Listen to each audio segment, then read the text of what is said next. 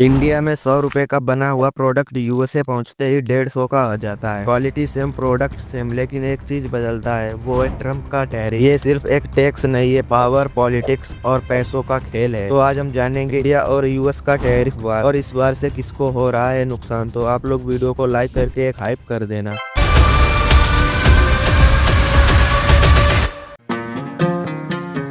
Tariff का simple मतलब होता है इंपोर्ट ड्यूटी, यानी कि बाहर से आने वाले प्रोडक्ट पे टैक्स लगाना। एग्जांपल समझो, अगर इंडिया 1000 रुपए की शर्ट को अमेरिका को बेचता है तो वो वहाँ 50% टैरिफ लगने के बाद अमेरिकन बायर्स को 1500 की पड़ेगी। इसका सीधा मतलब ये होता है, या तो इंडियन एक्सपोर्टर सस्ता बेचे या फिर अमेरिकन बायर महंगा खरीदे, और प्रॉब्लम दोनों में ही होती है। तो इसी तरह टैरिफ एक वेपन की तरह काम करता है।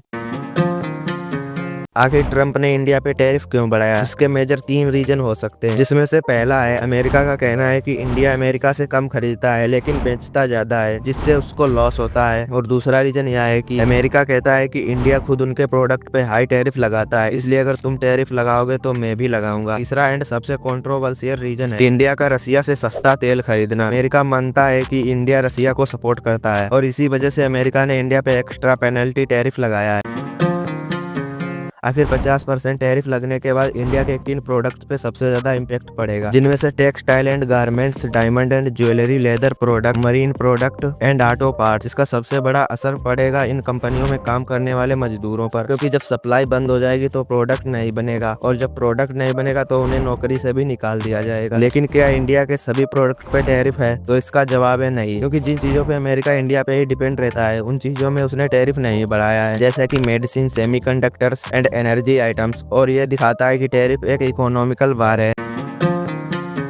इस मुद्दे पे हमारे पीएम श्री नरेंद्र मोदी जी भी चुप नहीं बैठे हैं। उन्होंने अमेरिका के साथ बातचीत स्टार्ट की और डब्ल्यूटीओ में कंप्लेंट्स का ऑप्शन रखा, और इंडिया ने भी अमेरिकन प्रोडक्ट्स पे भी हैवी टैरिफ लगाया है, जिससे अमेरिका को भी तगड़ा झटका लगा है। इंडिया का मैसेज क्लियर है, हम अपनी इकोनॉमी के साथ कोई भी कंप्रोमाइज नहीं करेंगे, और साथ ही में इंडिया एक्सपोर्ट के लिए यूरोप, मिडल ईस्ट और साउथ अफ्रीका जैसे न्यू मार्केट्स भी ढूंढ रहा है।